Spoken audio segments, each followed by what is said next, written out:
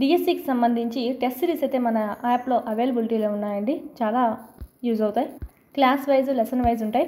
3rd to 8th new ఉంది, 9th old ఉంది, new రెండు ఉన్నాయండి. 10th 2023కి సంబంధించిన టెక్స్ట్ బుక్ సంబంధించి ఉన్నాయి. ఇక్కడ మీరు చూసినట్టయితే 9th న్యూ టెస్ట్ కూడా మీకు అప్డేట్ అయిపోయినాయి, ఆల్ సబ్జెక్ట్స్ అనేటివి. ఈ విధంగా క్లాస్ వైజ్ మరియు దాంట్లో మీకు లెసన్ వైజ్ ఉంటుంది. ఎవ్రీ క్లాస్ 3rd నుంచి 8th వరకు ఈ విధంగా క్లాస్ వైజ్ లెసన్ వైజ్ ఉంటుంది. 9th కూడా ఇప్పుడు క్లాస్ వైజ్ లెసన్ వైజ్ మీకు అప్లోడ్ చేయడం జరిగింది న్యూ సిలబస్ ప్రకారము.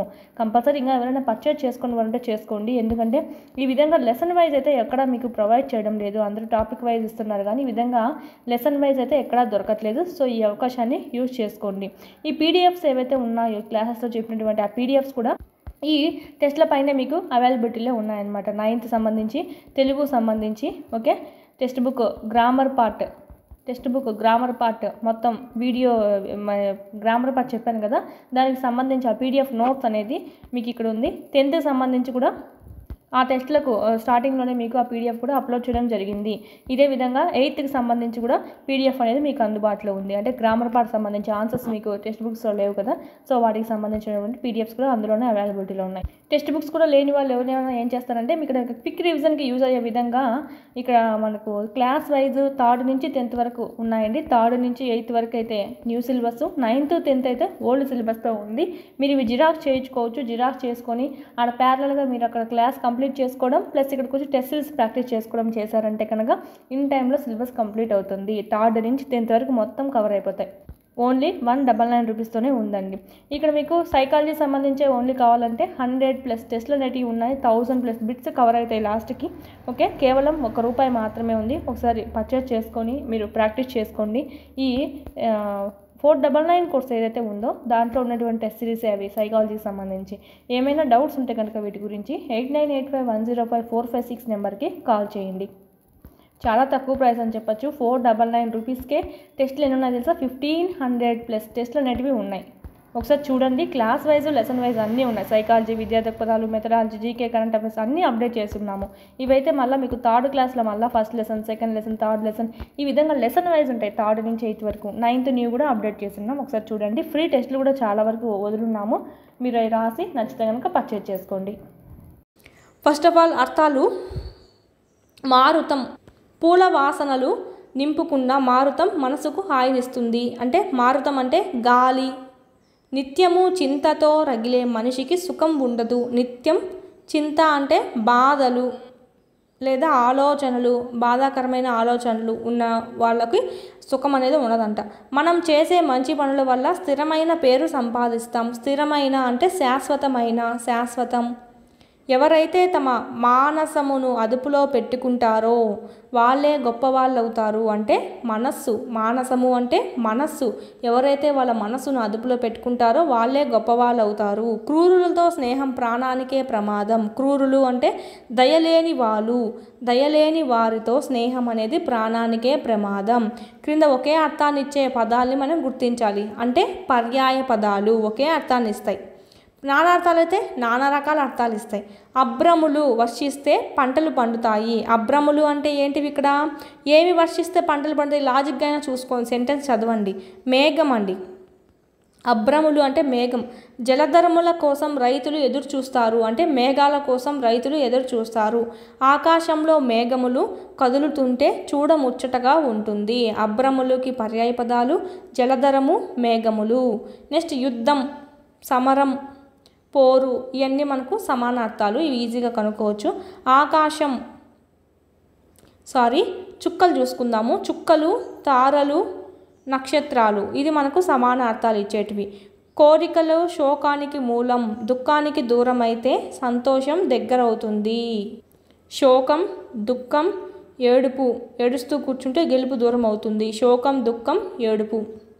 నెక్స్ట్ నానార్థాలు కనుక్కుందాం. అంటే కింది పదాలకు వేరువేరు అర్థాలను గుర్తించండి.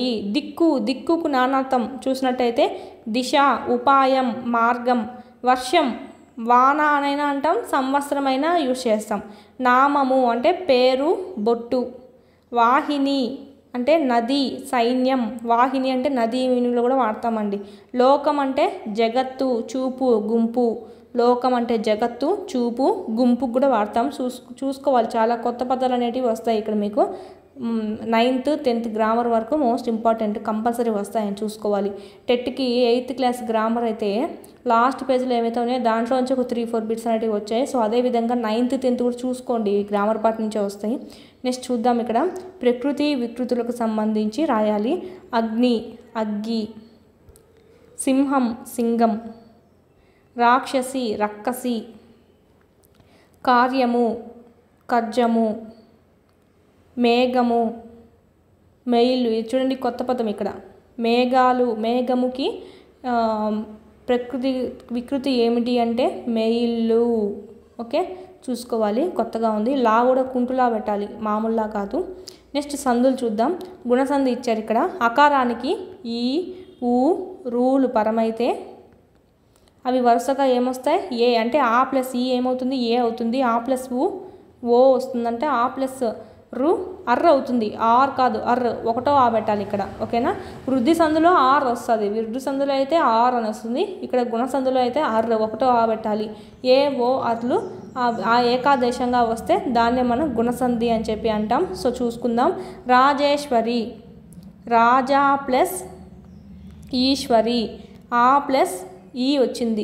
ఈడ మనకు ఓన్లీ ఈయే కదా మేడం అన్నారు అని కాదు, ఈ అయినా రావచ్చు, ఈ అయినా రావచ్చు. ఇక్కడ చూడండి, ఊ అయినా రావచ్చు, ఊ అయినా రావచ్చు. ఇక్కడ ఊ అయినా రావచ్చు, ఊ అయినా రావచ్చు, రూ అయినా రావచ్చు, రూ అయినా రావచ్చు. అదేవిధంగా ఇక్కడ రాజా ప్లస్ ఈశ్వరి ఏమొచ్చింది?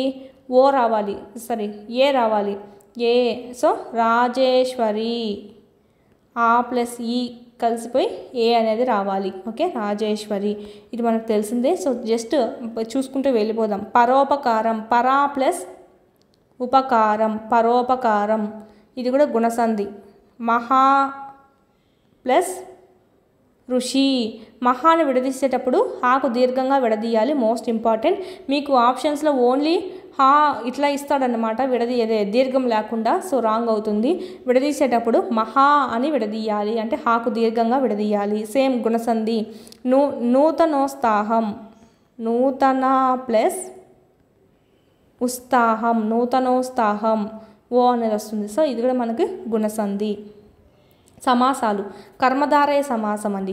విశేషణానికి నామవాచకానికి, నామవాచకాన్ని మనం విశేష్యం అని కూడా అంటాం. ఇది విశేషణం అండి. విశేషణంకి నామవాచకానికి, ఆ నామవాచకాన్ని మనం ఏమంటాం? విశేష్యం అని కూడా అంటాము. ఈ నామవాచకానికి మరియు విశేషణానికి సమాసం జరిగిందంటే దానినే కర్మధారయ సమాసం అంటాం. దీన్ని మనము సమాన అధికరణం అని కూడా పిలుస్తామండి. సమానమైన ఆధారం కలిగి ఉంటుంది కాబట్టి దీన్నే మనం సమాన అధికరణం అని కూడా పిలుస్తాం. ఇక చూద్దాము. ఇక చూడండి, విశేషణ పూర్వపద. ఇక చూడండి, మనకి ఇక్కడ తెల్ల, చొక్కా. తెల్ల అనేది ఏంటి? విశేషణము. చొక్కా అనేది నామవాచకం.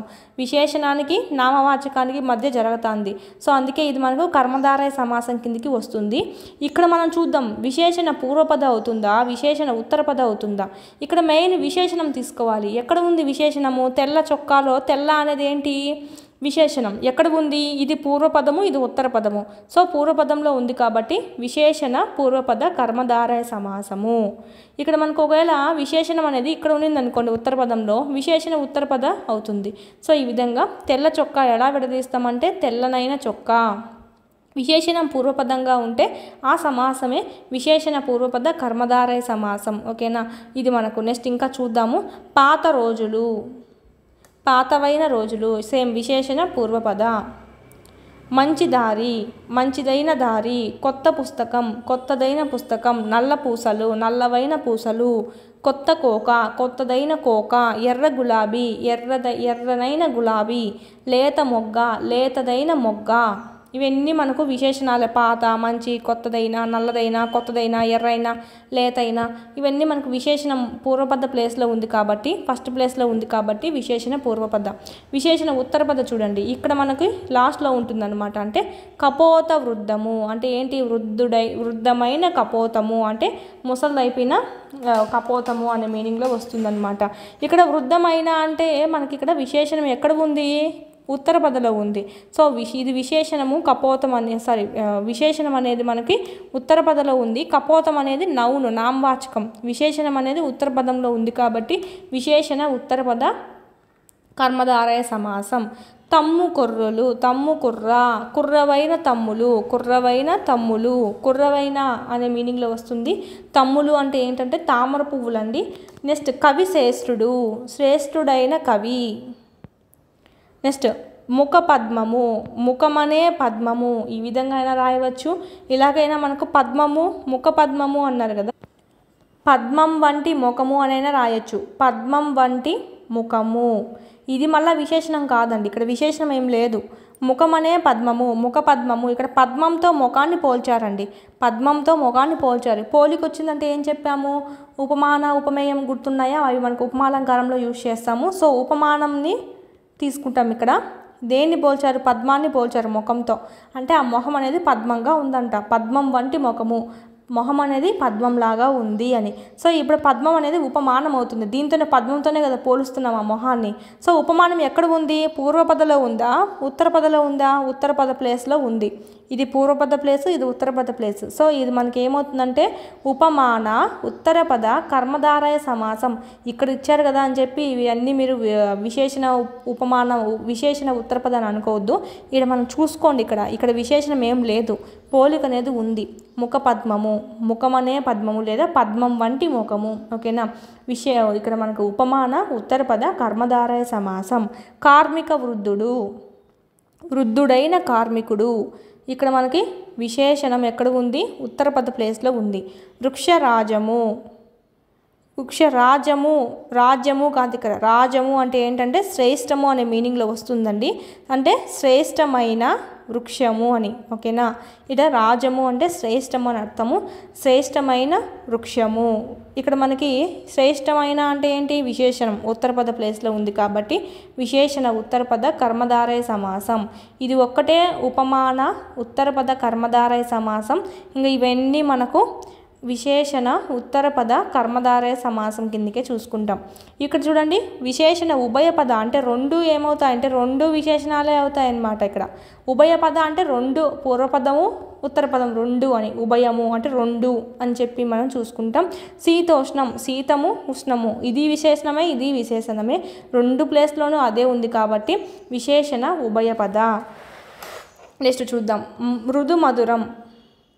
మృదు మధురం చూసినట్టయితే మృదువైనది మధురమైనది రెండు మనకి విశేషణ ఉభయ పద కర్మధారయ సమాసం. సరస గంభీరం, సరసము ప్లస్ గంభీరము రెండు మనకి విశేషణాలే. నిమ్నోన్నతం, నిమ్నము ఉన్నతము. ఇక్కడ మనకు సంధి చూడండి, నిమ్న ప్లస్ ఉన్నతం, నిమ్నోన్నతం అవుతుంది. సో ఇది గుణసంధి. సమాసం చూసుకున్నట్టయితే విశేషణ ఉభయ పద కర్మధారయ సమాసము. ఎగుడు దిగుడు, ఎగుడు దిగుడు సేమ్ అంతే మనకి విశేషణ ఉభయ పద కర్మధారయ సమాసం. ద్వంద్వ సమాసానికి దీనికి తేడా ఉంది. ద్వంద్వ సమాసంలో ఏమొస్తాయి, రెండు నామవాచకాలే వస్తాయి, సూర్యుడు చంద్రుడు, సూర్యచంద్రుడు. ఈడేంటిది విశేషణాలు. సో విశేషణ ఉభయ పద. ఓకేనా, మీకు కన్ఫ్యూజ్ కాకుండా చూసుకోవాలి. అలంకారాలు చూద్దాం. నెక్స్ట్ అలంకారాలు చూసినట్టయితే అంత్యానుప్రాసాలంకారం అనేది ఇచ్చారు ఇక్కడ.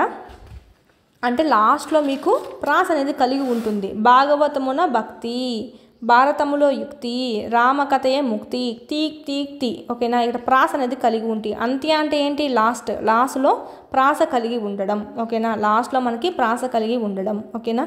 వేదశాఖలు వెలసనిచ్చట, ఆది కావ్యం బలరనిచ్చట, ఇక్కడ చట నిచ్చట నిచ్చట, ఇది మనకు అంత్యానుప్రాస. పుట్ట గ్రుడ్డిగా పోకురా, వట్టి మ్రోడువు కాకురా, కురా కురా అనేది మనకు అంత్యానుప్రాస. ఛందస్సు కూడా మనకి ఇక్కడ కనుక్కోమని చెప్పారు. సో ఇది మనం చూద్దాం. మనకి నెక్స్ట్ ఇక్కడ కృషి వలుడు దాంట్లో నుంచి తీసుకున్నటువంటి ఒక పద్యం ఇచ్చారు, దువ్వూరి రామిరెడ్డి రాసినటువంటిది ఇది. సమయము మూల్య మొక్క నిమిషంబు వృధాచన, అంటే మనకి ఇక్కడ సమయం చాలా విలువైనది, ఒక నిమిషం కూడా. వృధాచన అంటే వృధాగా గ్రమ్మరింప అంటే గడపరాదు, వృధాగా గడపద్దు, సమయం చాలా విలువైనది. నేరము మనయామువ త్రుటి పరంపరయుట నెరంగి, అంటే మనకి ఇక్కడ మన ఆయువు శాశ్వతమైంది కాదు, నిద్రమత్తును వదిలిపెట్టండి అని చెప్పేది. ఇక్కడ నిద్రమాంద్యమును తొలగి మీ పనులు నారయుడో, అంటే మీ చేయవలసిన పనులేవో తొందరపడి చెయ్యండి. జనులారా ఎంచు డంబముగా మెడని గిర్చి కృకవాకము గూసెటి నింటి కొప్పునన్. కృకవాకము అంటే కోడిపుంజు. ఓకేనా. ఇక చూడండి, మన పనులేవో తొందరపడి పూర్తి చేయండి అని కోడిపుంజు ఇంటి కప్పుపైకెక్కి మెడను చాచి బిగ్గరగా కూసింది అని. కృకవాకము అంటే కోడిపుంజు. ఓకే, ఇది రచించింది ఎవరంటే ఇక్కడ మనకి దువ్వూరి రామిరెడ్డి. జస్ట్ మనకి ఇక్కడ అర్థాల కోసం చెప్తున్నాను, ఇక్కడ మీరు చూసుకోవాలి ఇంపార్టెంట్. కృకవాకము అనేది. థర్డ్ లెసన్ హరివిల్లు.